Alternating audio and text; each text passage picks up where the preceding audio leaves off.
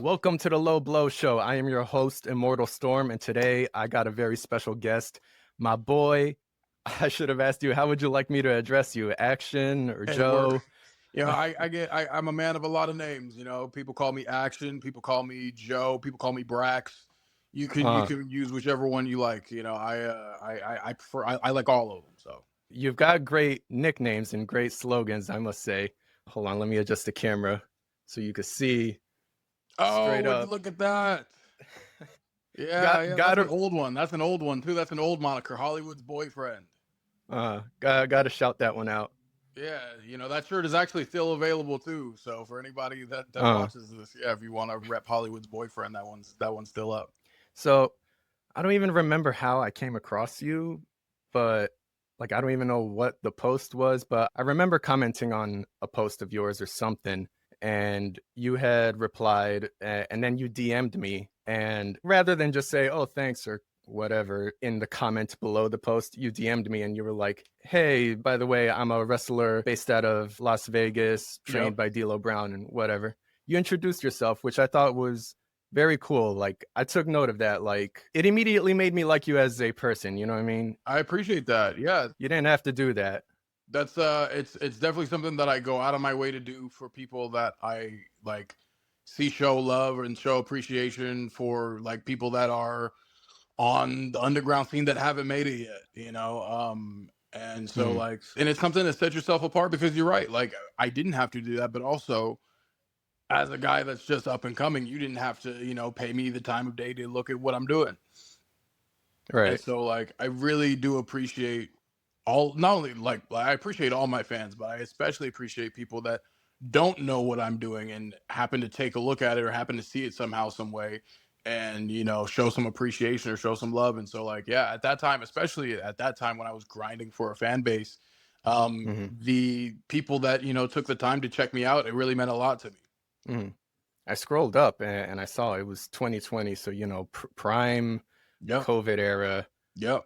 Uh, When ain't nothing was happening. Yeah.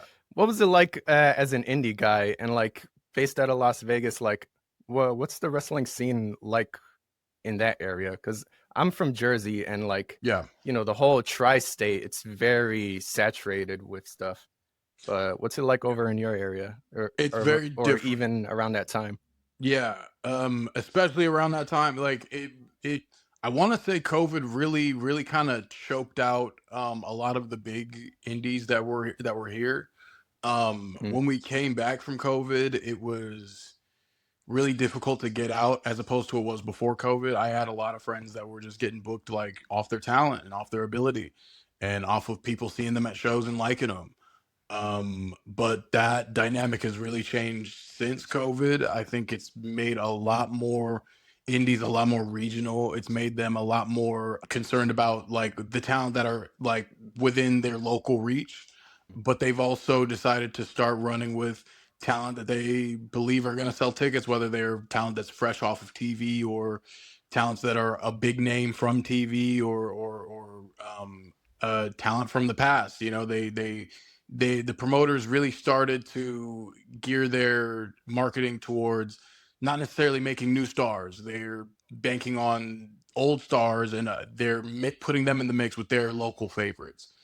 And that made it really difficult to break out as a national star or even a coastal star, because people that are, a drive away aren't necessarily trying to book you, even if they know you and even if they know you're good. So coming out of COVID and during COVID, it was really a grind to get your name out there and to get bookings. For me, a lot of it was on social media, just engaging with people like you and people who, I felt could probably be fans of mine. It was difficult. It was hard, and it's still pretty hard. Like, I think this year is probably the best year of my career, as far as, like, traveling out and having a busy schedule and being a bunch of places, and you know mm. hopping on flights and having dates booked every weekend. Like, that was something that I was, like, I guess I should correct, each year has been progressively better than the last. Hmm. um 2020 was the best year of my career because it's where I met a ton of fans. 2021 was where I really started get traction as far as those fans seeing me wrestle more. 2022, you know, the growth of Lights Camera Faction was really starting to, you know, get along, and the word was starting to get spread about how good our thing was. And then in 2023, you know, that's where, you know, AEW and all these other opportunities came knocking. Mhm. And it's only grown each year after. And so this has been the best year of my career. Mm. I definitely respect anybody who hustles and really, really grinds for it. And you talk about social media and growing and such. You do a really good job with branding. Like you've got, I don't even want to call it a gimmick, but like just looking at you and your group and such, there's a movie theme to Yeah. everything. Like even in your name, even Yeah. your group's name, Lights Camera Faction. Obviously, you're a film buff, but I want to ask you, like, what came first? Like, not just as an interest, but like, Are you were saying you? was I a movie guy and just decided to wrestle, or did I wrestle and decide that I was gonna be like a movie guy? Or are you saying Yeah, like yeah. Like, did you first pursue film and stumbled into wrestling? yeah, in a way. I mean, I guess it wasn't that black and white. I would say it's something that kind of is a mesh of one, how I grew up, like what I was into growing up, Mm, and two, me looking at, because they say in wrestling the best characters are an extension of you, right? An extension of who you uh, are. So me probably thinking along those lines, and also what actually ended up happening in my real life, right? Like when I was about 12, that's when I first sought out wrestling school, because all I ever okay. wanted to be my whole life was a wrestler. That was it. Uh, That was like I spent every day thinking about wrestling. I wake up wanting to watch wrestling, play the games, listen and watch the documentaries, hear the interviews. Like that was like I couldn't digest enough wrestling. I couldn't. There was no such thing as too much wrestling. mm, Um, and so yeah, when I was about 12, like that's when I started looking into wrestling schools, and I got my parents to agree to take me to wrestling school when I turned 13. And that's like I took my first bump when I was 13 years old. Um, with DLo? So yeah, I was. Oh no, that was before I had met DLo. Uh, I was at a different school in Las Vegas, but that was my start. Is like I was just a kid, just messing around, you know. But I would spend like the weekends building the ring, learning how to build the ring, and mm, carrying boards and carrying, you know, the metal bars and tightening the ropes and paying my dues. It was that for, I would say, about like 3 to 4 years. I was in it. I was in the thick of it, just training mm, every day after school. You know, after school, you know, middle school kids are like, you know, playing video games and going to the park or messing around with their friends or whatever. I was going to the ring. mm, Um, so when I turned about 16, 17, my parents were like, okay, so look, like you're either going to go to college or you're going to get a job or you're going to figure out something, because this wrestling stuff, we don't uh, know what the future in it is. So I said, okay, I'll go to college. And so graduated high school 2016 and moved all the way to Chicago as soon as I graduated from high school. Because at the same time that I was doing wrestling, I kind of figured, you know what? The best wrestlers are all characters. mm, So I can learn how to play a character by taking theater in school. mm, So throughout middle school and high school, my goal was to just, you know, get some acting skills, get some acting chops to be better at wrestling. But what ended up happening was I fell in love with theater, and I fell in love with acting and being in plays and being in musicals and being in films. Like I just really took to it really quickly, and even the teachers saw my talent quickly, because it was the teacher that asked me to audition for the shows coming up. I didn't, you know, I didn't mm, really want to, but I was asked to. So like being a part of a production, and I was like, oh wow, this is just like wrestling. And so like the more I gotten into that, the more I like studied actors and studied films and studied shows and picked things that really started to inspire me on the acting side. So that when my parents told me, yo, you got to go to college or, fuck off or figure something out. Um, I was like, okay, yeah, I can go to college for acting. I can go to college for TV and film. And that's exactly Mhm, what I did. I moved to Chicago. I went to college for film and TV.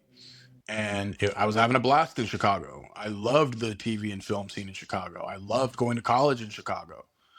And the only thing that didn't change when I was in Chicago was my love of wrestling. Like I mhm, would go to indie shows in Chicago. I would still keep up with everything happening in WWE and in New Japan and in Ring of Honor. I just never stopped thinking about it. mhm, And I was still imagining myself as a wrestler, which kind of sucked because when I left wrestling, all my friends that were wrestlers were like, "Yeah, if you leave, you're never coming back. Like, we know if you leave now, you're probably never gonna come back to this." mhm, But the whole time I was in Chicago, like I had a plan and a goal that really didn't involve ever wrestling again. So I was like, hey, damn, maybe they were right. But all of mhm, that path that I was on kind of got derailed when my dad ends up going to jail and I have to drop out of college. And I come back to Vegas and I thought my story was over right there. mhm. Like, I thought that was it. I was like, all right, well, I gotta, help support the household and I gotta get a job and I guess this is it. But I was like, you know what? Maybe I should really give this wrestling thing a try if film and TV isn't Mhm, gonna work out. And I had this gimmick. Everything that you see about my gimmick, my act, my character is all stuff that I was basically developing in college. Like in mhm, school, yes, I was studying and doing my homework and all this stuff, but I was also creating a gimmick. I was also like creating my wrestling gimmick. Like mhm. with no thought that I was ever gonna wrestle again. It's just this is just all I ever thought about. When I was a kid, I would always think What about my wrestling gimmick. When I was a teenager, I'd always think about. when you go to social events in college, would you play it up like you're the most important guy here, like No, heelish no, or no. Uh, I feel like maybe you would hear this from people that know me. I feel like the gimmick me is like it's really exaggerated. It's a really exaggerated version of myself. uh-huh, Because the real like the shoot aspect of my personality, I I don't like not necessarily like the attention, but I don't like people that I don't like. So the uh-huh, only people that would really get that cocky asshole side of me are people that I genuinely like don't care for. Like when I'm actually with my friends, we're all like it's cracking jokes and it's, having fun. It's, mhm, shooting the shit and talking shit, like that's what we do. We just talk shit all day. With my friends, we would play chess and drink beer and talk shit. Whether it was about Marvel or the Lakers or LeBron, we would just shoot the breeze and talk shit. mhm, We don't even talk shit about wrestling. Like that's the number one thing. If you get a group of wrestlers around, trust me, they're gonna talk shit about wrestling, and, mhm, and what's going on in wrestling. But it was really just me thinking about like, man, if I ever got the chance to get in the ring again, this is what I would do. This is who I would mhm, be. These are the kind of things that I would be doing. These are the storylines that I would get involved uh-huh, in. And it was just really crazy because when I decided to actually pursue it, I had more of a vision for myself than most people that were doing it had for themselves, because I just kind of knew what, mhm, like, I always had an instinct for it as far as who I would be and what my identity would be and what my imagery would be. mhm, I feel like imagery is really important in wrestling. yeah, I feel like there are a lot of guys who are really good or have good matches or do good shit, but their imagery or their identity isn't memorable. You know, uh-huh, um, it's kind of like music too. Like a guy can have a really great song, but if he has a really memorable or striking look that goes with the song that everybody's listening to, it's like, oh yeah, that's the guy with the mhm, hair. That's the guy with the braids, or uh-huh, that's the guy with the Lil Yachty. Even like when Lil Yachty first came out, like the songs were kind of obnoxious to me, but I remembered him uh-huh, because it's like, oh yeah, that's the dude with the red hair. yeah, Because like black dudes with dyed hair wasn't even like a thing at the time. It was like him and like XXX Tentacion, who had like Mhm. the dyed hair. I literally just dyed my hair blonde. But it was because of that line of thinking. I'm like, yeah, like the imagery has to be memorable. When people see you, it's got to be like, oh yeah, like that guy with that look. Like there's no like for me, like Mhm. there's no black dudes with long blonde hair in wrestling right now. Yeah. So when people see me and people see me wrestle or whatever, they'll remember the act, they'll remember the gimmick, they'll remember the cut, they'll remember the this and Yeah. that, but they'll also remember that's the dude with the long blonde hair, and that's Uh-huh. that identifier, when you're walking through the airport or you're walking through wherever, like look at that guy, the dude with the long blonde hair or whatever. But yeah, I was thinking about all that imagery and stuff while I was in school. So when I actually dropped out of college and decided to get back into wrestling, just brick by brick, I just built, you know, year after year, what you kind of saw mold into what I am right now, you know? Mhm. I can definitely relate to the way your mind envisions things. I feel I like saw. I'm on the same wavelength as you've described, just daydreaming about like, oh, this is what I'm gonna look like. This is what the stories I'd be in. For myself, I'm also into film, but Mm, music was my first thing I started pursuing. So I first started going to open mics back in 2020.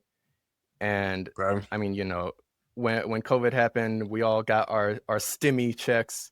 Yep. What I did was I found the company that makes the championship belts for WWE and UFC and such, and they do commissions. So I got myself a custom, one of a kind belt for myself. Oh, you got a gimmick belt. It's Okay. the HipHop Championship. I don't have it on me right now. It's in my car. Uh, Okay. It was the hip hop champion. I'll tell these stories in another episode. I have yet to tell them, but I purposely keep it in my car for times I get pulled over. It gets me out of it because they notice it. but but I got this to bring with me to the open mics because I'm like, you know what, this is different. And even if you don't remember my song, you don't remember the title of it, you don't remember my name, you're still gonna be like, oh yeah, that one dude with the belt though, he was dope. Yep. Like, cause I've got this big shiny ass thing that nobody else in the cafe or wherever, Yep. So like that It's was a huge my identity, identifier. and Yeah. it was literally just to be remembered everywhere I performed. Smart man. And I'm Smart like, man. Yeah. yeah, That like because you're thinking along that same lines, right? Of like, yeah, mm, this is imagery. This is a piece of what people can remember when they see me. This is something that, like, yeah, like you said, if they don't remember this or this or this, they're definitely gonna remember the imagery. They're mm, gonna remember what I looked like. They're gonna remember the style. Like mm, doing something is one thing, but doing it with style and doing it with a flair and doing it with something, mm, is completely different. It makes you stand out. That's all it does, and that's what mm. we all want in this thing. We want to stand out. Yeah, it is so difficult these days in both music and wrestling. Like indies, like there's so many promotions, there's so many people trying Oh to yeah, get at this same thing. 100%. Yeah. So you dropped out of college and then went back to training. Did you go to the same school or did you explore other schools at that point? No, I kind of knew because the old school that I went to, it kind of shut down. I kind of Uh, knew what I wanted to do at that point. I like once I made the Locked decision in. that I was going to go back to the wrestling business, it was like, okay, I'm gonna go to FSW because that's where they run the biggest shows. They hire or book the best talent as far as like at the time it was Killer Cross who's carrying Cross right now in WWE. They were booking freaking Chris Bay, who went on to have this crazy career that I ended up being like front row for, and freaking they were booking Matt Hardy from literally just like a couple years prior to when I had shown up, and all this is all their great talent. So it was something that I knew I wanted to be a part of. And also I saw the coaching staff. I was like, oh yeah, it's Kenny King and DLo Brown. Like I was watching Kenny King when I was a kid. Like I was watching Kenny King while I was following Kenny King's career while I was in college. I was following his entire Ring of Honor run. Mm, um D'Lo was one of my all-time favorites, and so I was like, okay, yeah, I'm gonna go to FSW because these are the people I'm gonna learn from. And so yeah, that decision was kind of easy. It was how I was gonna infiltrate that was kind of like the difficult part. How would you describe their training style? Because I've started training like maybe 2 years ago over at the Wrestle Factory. It's in Okay. Pennsylvania, Yeah. led by Mike Quackenbush. And Okay. he's a very technical guy. Like he knows holds. So I learned a lot of, technical mat-based stuff over there. Yeah. And of course, I'm sure every school teaches you showmanship and whatnot, but You'd be what surprised. makes Go ahead. Yeah. Yeah. Yeah. what makes those guys, would you say, a little more unique in Sure. themselves? Yeah. I would say one, they're both people who have careers that are marked by one, their charismatic abilities, their talking abilities, but also like they have experience and stories that come from like people that you would rank up here as far as people that you would want to hear advice and guidance from. Mm, So when I'm hearing stuff from DLo, I'm not just hearing DLo's experience. I'm hearing experiences that he's had next to Mark Henry, next to The Rock, next to, hmm AJ Styles, next to Triple H and X Pac, and experiences that he had in his career with some of the greatest of all time, hmm and Ron Simmons and people like that. And what I hear from Kenny King is stuff that he'd hear from, his coaches like Al Snow, and things that he would hear when he was in Ring of Honor and when he was in TNA, and advice that he'd get from MVP and from Bobby Lashley and things like that.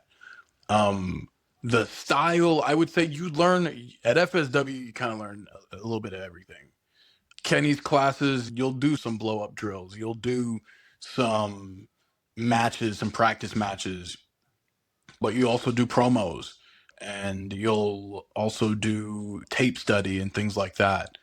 When DLo was around, he was a guy who we would do stuff in the ring. Like he taught me how to do a hip toss, he taught me how to do a spine buster, and he'll also sit down and just field questions, and he'll want to hear what you're concerned about in your career. He'll want to hear situations that you're about to approach, like what bookings you have coming up, and like how you are approaching a situation. Or he'll let you ask him questions about times in his career and things that he did in his career. mm, But he'll also just watch us wrestle and just let us get in there and pair up with each other and just watch us go. And whatever he sees, he'll give advice and critiques on it. And that's like, getting critiques was honestly one of the most valuable things that I've gotten from Kenny and DLo over like the early parts of my career. Was I was able to get critiques from two of the best ever, because I needed critiques. Like that time in my career is when I got sharper and sharper and got more ready for the bigger moments in my career that have come over the last couple of years. mm. Would you say it was easy to do the theatrical parts of pro wrestling, given that you actually were in plays and such? Yeah, Or I did it definitely feel awkwardly different in a no, sense? like I hear I definitely hear what you're saying. Like as far as like, was it like, did I take to it quicker as far as like being a Mm, character and being a personality? I would say yes. Uh, mm, I would say yes, just because like I didn't have any stage fright or anything like that. Like I didn't have I wasn't afraid of like projecting myself and portraying something. Um, mm, I think I definitely took to it more than a lot of people, but I also felt the things I needed to work on were focusing that energy and focusing my showmanship in a certain way, like making sure that I'm perceived in a certain way. mm, Um, because if you're too entertaining and if you're too much of a showman, you can be put in a certain box. uh-huh, I didn't want to be put in that. I didn't want to be put in any type of box. I wanted to present myself in a way that had no boxes, in a way that had no limits, in a way that had no ceiling. Yeah, I would definitely say like I was more comfortable with portraying a character and portraying a persona earlier in my career, definitely. Um, Mhm. I think I had character skills for sure. A good set to start out with.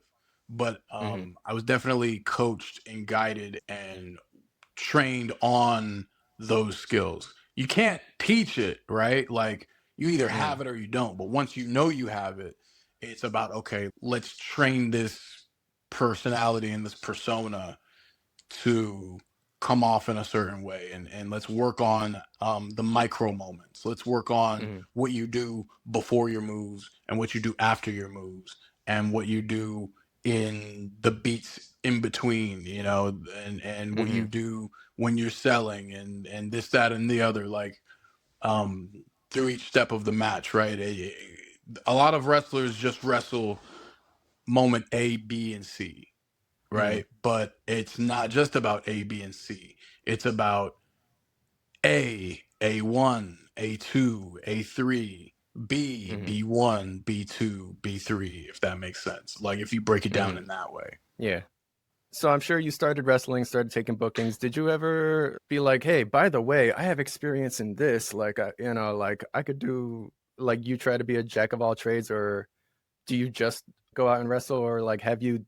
I know, obviously, setting up the ring, but have you done camera work like for indies and Yeah, you know? that was how I started. Um, Mm, it wasn't necessarily me saying, hey, I can also do this after I was already wrestling, because all I wanted to do was get to the point where I was wrestling.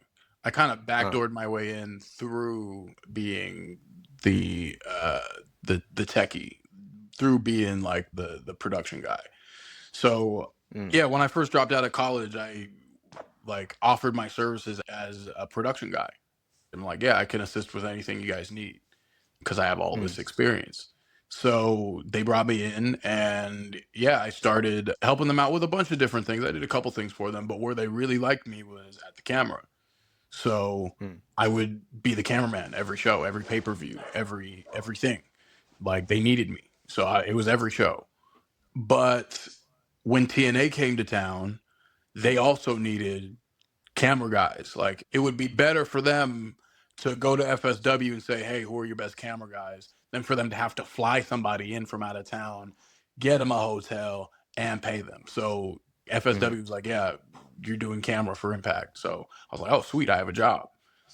mm, Um, so yeah, those times that TNA would come to Vegas in like 2018, I was there, and I mm, was I was doing my thing on the cameras, and they liked me, so they kept me around every time they would come to Vegas. I had a gig.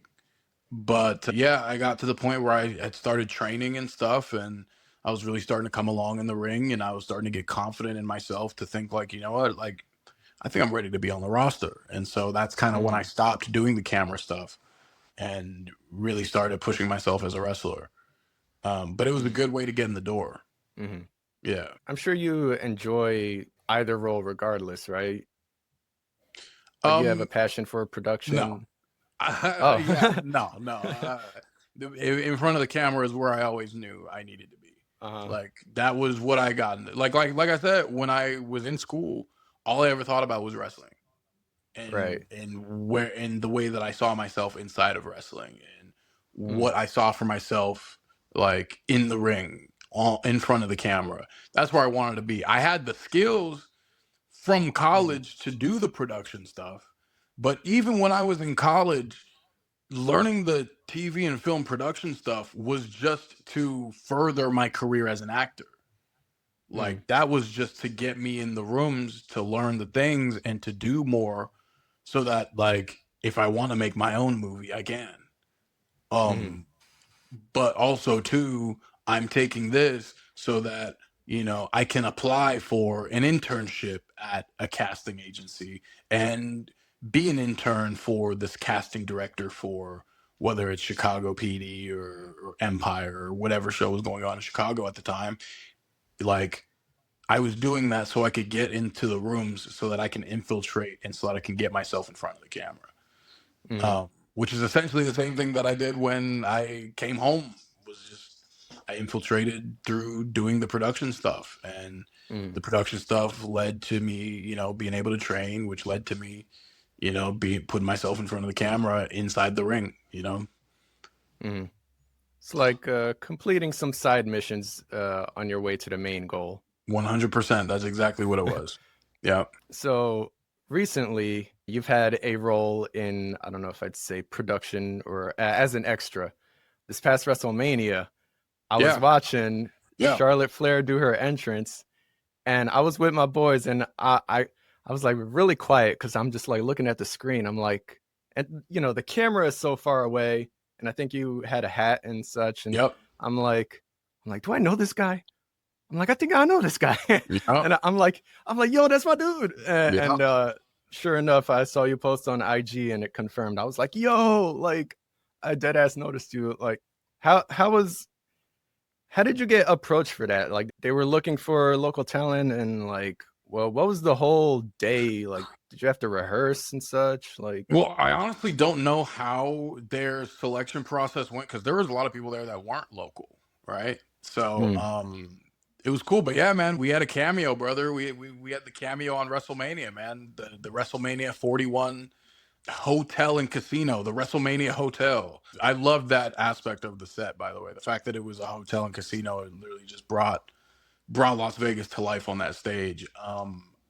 But yeah, it was very, very cool to have that experience. I've told a couple people this, but growing up, I always wanted WrestleMania to come to Vegas. It was my dream for WrestleMania to come to Vegas. But it was just that it was a pipe dream because we didn't have a stadium here. So it's like, yeah, they only do stadiums now. Like it's never gonna happen. But go back to 2020. It's crazy how all this stuff goes back to 2020. But 2020, we built Raider Stadium, and so I was like, oh wow, like now we have a chance. Now we have a shot, mm, And they did SummerSlam here. I want to say 2021. I was like, okay, so they're testing the stadium out to see if it can do Mania. mm-hmm, And I think that SummerSlam did pretty good, but it's crazy because over the course of the 2020s, I feel like with every progressive year, Vegas has gotten bigger and bigger as far as sports and other attractions coming here. We had the Super Bowl, you know, mm, um, and now the NBA hosted their play-in tournament, here in Vegas, and like progressively everybody's coming to Vegas, and so like it felt like only a matter of time before WWE was going to come here. And sure enough, they made the announcement that WrestleMania was coming to Vegas. And as soon as they made that announcement, I was just like, man, I gotta be there. I mm-hmm, gotta be there. I didn't even know just how involved I was going to be. I just knew, man, I gotta be there. And got the call, and that was more or less the feeling of like, all right, I didn't have to go to it. It came to me, right. and to be on that stage, to be on that WrestleMania stage, there's no words for it. It's everything you've ever dreamed of right in front of you. Mm, I was standing there and I was just soaking it all in. Being in front of over 60,000 people just losing their minds.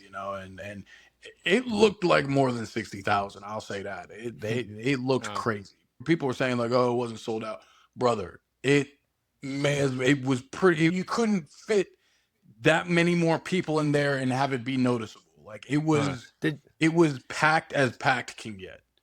did you see the way the stage was? There was people sitting like above the They had stage people inside itself. the stage. They had Yeah. they had seats inside of the stage. They'd never done that before. And trust me, it was a successful concept. People loved sitting inside the stage. Mm, And especially because the vibe, it was like a hotel anyway. So it looked like a hotel balcony, where like you would have mm, people sitting. So I thought that whole concept was very cool. But yeah, yeah, the process and everything was out. We were there on Friday, and that was a whole thing. And then Saturday and Sunday, we were back there, and it was very, very cool. It couldn't have been better for me as an indie wrestler who's been busting his ass and working hard to see moments like that. mm, And to be back there, it was not only validating, but it was incredibly motivating mm. Like you're to just that be on much closer. that much closer, man. Yeah, exactly. Uh, You look at it as that much closer. It lights a fire, and it gives you that feeling of, what, next time I'm gonna be yeah. walking Like down the aisle. yeah, all of y'all I met today, you'll see me again. Yeah, yeah. And next time I'm gonna be making my entrance, you know. Uh-huh. Yeah. Did you get to do a lot of networking, talking to some of the vets you maybe not met before? Um, it's funny because when you come to the shows and stuff, you meet a lot of the guys and girls, but it's WrestleMania, you know. Everybody's busy. Mm, Everybody's running around. I was busy, you know. But you know, definitely got to see some of my friends that are back there and that have, you know, been having their careers over there on television. And you know, it's always good to see your friends and stuff. You just catch up, you know. You see people that, you know, already know who you are and have seen something of yours or have seen you on the internet or whatever, and you meet people for the first time and stuff. But yeah, the backstage atmosphere in WWE is, it's one of a kind. It's by far the most unreal and most like, you feel like you're living the dream. You know, it feels like, wow, this is the WWE. You know, and mm, and I'm really here and I'm really a part of this. You know. mm. I went to a indie show recently, like the school where I train at, they started a promotion called Royalty Wrestling, and my coach had invited me to help out with ring crew and such, and they booked Drew Gulak to be a part of the show. And it was just one of those things where, you know, my coach Danny is like, all right, Drew's on his way here, everybody don't mark the fuck out, you know, don't be one of those guys, you know, you're all just boys, you just greet each other and keep it to it. He's going to be rehearsing, leave him be, you know. And I'm like, oh man, like you really got to have a discipline and respect, like you know, because he came in and, you know, he just straight to like, all right, what are our spots? And I was kind of in awe. I'm like, oh man, this is a WWE guy here, and I'm like watching him like rehearse and like ask like, all right, so how is this gonna work? Like, you know, let's practice this one, you know, to be safe. So even though you know, I've only had one match, it was a student showcase. I haven't been in the ring since, but like, I really loved just being present for the setup of everything. You know what I mean? You got to look at it And like just this. watching. You're supposed to be there. Mhm. You got to look at it as you're there because you belong here and you're doing your work to grind to be to the point to where you'll be the one shaking his hand and you're going to be the one in the ring with him one day. You know, I look at moments, and especially if they're involving people that meant something to me, I will take them in and I will appreciate them. Um, but I will always look at these things as these are things that are supposed to happen. These Mhm. are things that are supposed to happen to me. I'm supposed to be meeting this person. I'm supposed to be walking into this building. I'm supposed to be Mhm. interacting with these people. These are the people I'm supposed to be around. These are the people that I'm supposed to be having interactions with. These are the people that I'm supposed to be learning from. These are people that I'm going to ask questions to. These are moments that I treasure and moments that I say, wow, look at how far we've come.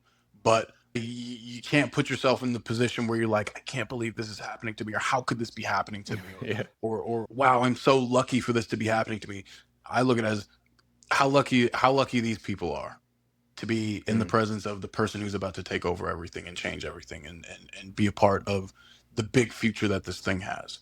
You know, because they Mhm. need people for the future. And you know, I look at myself as a big portion of what the future is going to be. So for moments like that, you definitely, yeah, you look at them and it's like, wow, this is cool, you know. And there's a lot of people that would love to be in this position. But you also Mhm. look at it as this is what was meant for me, and I'm getting what's purposed for me. Mhm. I definitely after going through some rough times, I learned to be patient, and I had become a man of faith. And like you said, I always tell myself like not only everything happens for a reason, but everything happens when it's supposed to happen.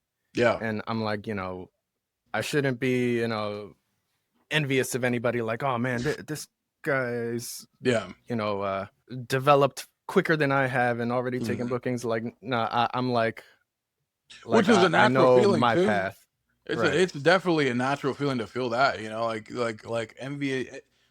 I think professional envy too is just, it's just acknowledging the fact that you want more for yourself, and we should all want more for ourselves. You know, Mm, like it's because that thing that someone else is doing is cool, and it's like, wow, like so cool for them, and you look at that as like, wow, I do want that for myself.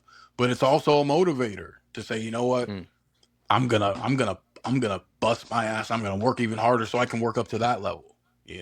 mm, I think everything that people look at as like a negative is something that it's like, well, if it's honest and it's real, embrace it and use it as something to motivate yourself, and use it as something to do something positive for yourself.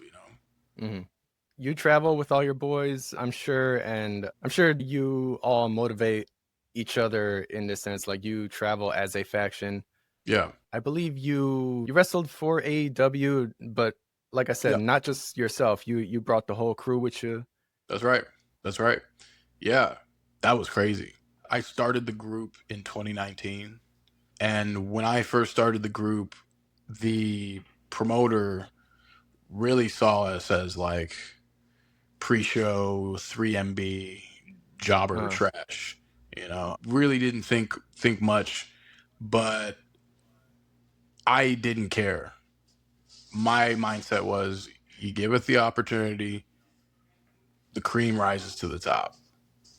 And if we're really good, which I knew we were going to be, and if we get a lot of heat, which I knew I was going to, the guys who are getting the loudest reaction on the show only deserve to work with more and more, people to get more and more opportunities, because you want the hottest thing, you want the hottest, the thing that's getting the most attention, the thing that's getting the loudest reaction to be more and more featured. And that's exactly what happened. We were doing a great job.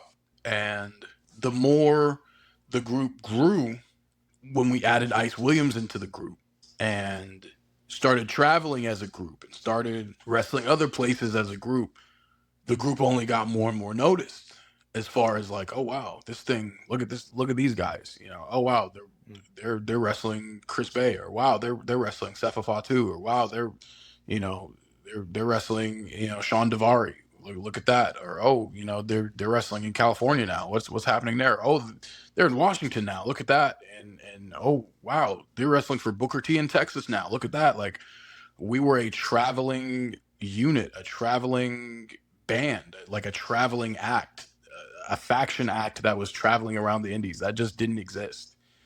yeah, Um, we were pioneers in that sense, in that like especially in the 2020s, you weren't gonna find a group of guys that were putting over a faction brand, getting booked together a bunch of mhm, different places. It was literally just us.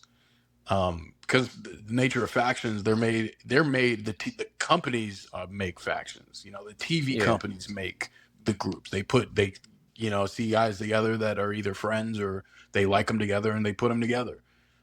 mm, We were a group made on the indies that was thriving, and making moments happen and getting noticed together.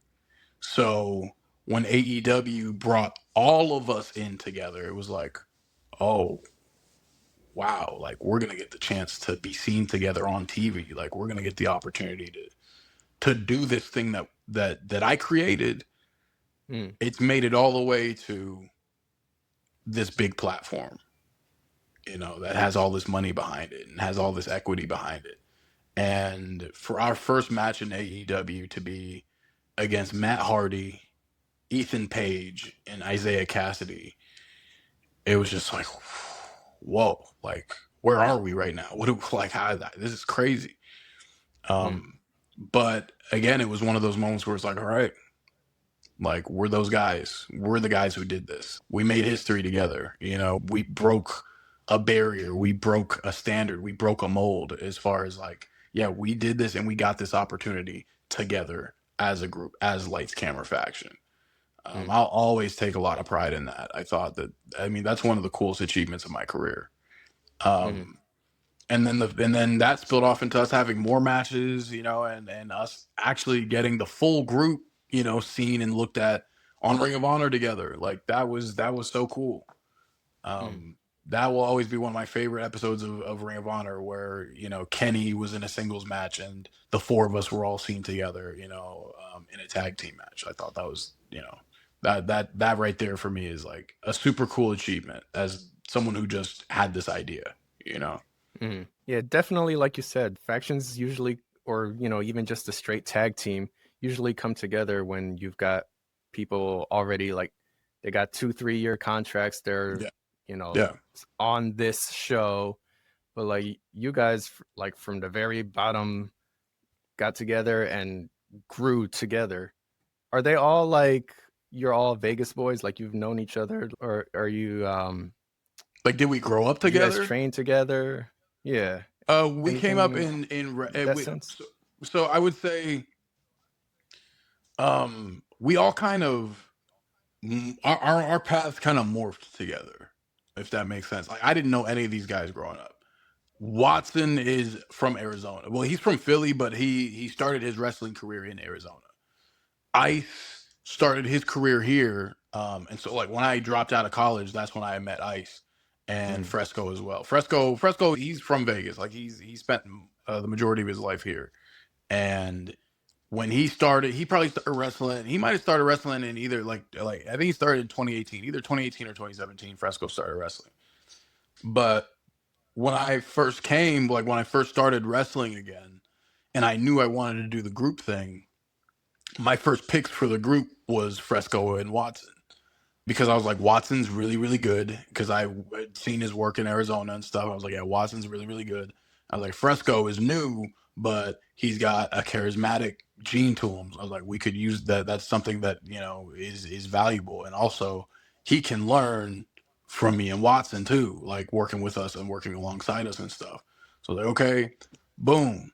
Um, at the time, Ice was a babyface, and he was kind of a really strong solo individual act. So I was like, I don't really want to mm, I don't want to hinder what he's doing as a solo guy. So like, you know, we all just kind of had a respect for each other, and we all supported each other's stuff. But we were also friends outside of wrestling. Like we would play on Call of Duty like all the time. We would hop on the headset and play Call of Duty. mm, Especially when the pandemic hit. When the pandemic hit, we were on Call of Duty all the time, just talking on the headset, just hanging out. And it was around 2021 when we were starting to get back to having shows that like we were throwing the idea around of like, hey, like, what if you joined us? What if you joined the group? What if we turned you heel? And we threw ideas around it, and the idea grew and grew. And the more we talked about it, the more we got excited about it. And then we pulled the trigger and we made it happen. And I don't think then we knew just how big of an effect it was going to have on all of our careers. Like I think we had an idea that it was going to be like cool and that it was going to be like exciting and memorable, but uh, I don't think we knew just how far the four of us were actually going to go as a group and how much more we were all going to push each other's careers forward as a group. mm. Do you learn from one another? Like, I'm sure they probably have learned a thing or two from you, given your background in film and theater, performing and such. But do they have backgrounds that maybe you've learned a thing or two from Oh, either of definitely. them? Yeah, definitely. We all definitely pick things up from each other, whether it's like in-ring style things, like things that one person does that the other doesn't do so much, or even if it's just little psychology things or little things as far as like building up the story or building up an angle, decisions that we can make as a team, moves to do as a team, like move ideas and ideas for like tag team sequences and stuff. I definitely think also too we all kind of build and work off of each other when it comes to building like our entire brand as far as like the Mm, type of content that we make, the things that we say in our promos, our catchphrases, um, mm, our things that moves that we want to add to our move set. Someone will say, hey, like this will be a good thing for you to do, or like, hey, why don't you start doing this, or why don't you tweak this and do it like this? Like we all have a different vision for things. So someone might see something that you can't see, and like have an idea mm, that you might not have. Um, and like, yeah, like someone will come up to me or one of the boys will come up to me and say, hey, what do you think about this? Or what do you think about this promo? What do you think about, how do you think I should say this right here? Or something like that. Like, mm, so yeah, we work off each other, we build off each other, and we definitely learn from one another too. Mm. Where can I really see you? Like, you're traveling so much, like you're really just hopping around taking bookings. Where can I really follow your stuff? Well, definitely on my Instagram. That's where like a lot of my journey is going on. I say like Instagram is my main social media just because I really don't like social media. Like Uh-huh. I really don't. I don't like the energy that people, especially on Twitter, the energy that people put out on Twitter, the negativity that people use to Mm, generate attention on Twitter, the way that people interact with each other. If I wasn't in an entertainment format of profession, I probably wouldn't have social media at all. But mm, you can definitely follow my journey on my Instagram. You can follow a lot of the content stuff that we've made in the past and in the history of our whole group on YouTube. If you look up on YouTube, youtube.com/lights camera faction, a whole bunch of our old stuff is on there. You can also find me on YouTube under Power to the Building. That is where a bunch of my old matches are, and some of my old moments and stuff are on there, as well mm. as some current matches and current stuff that I'm doing. But for the main like feed, my main feed, I would say, is on my Instagram at Real Action Brax. Mm.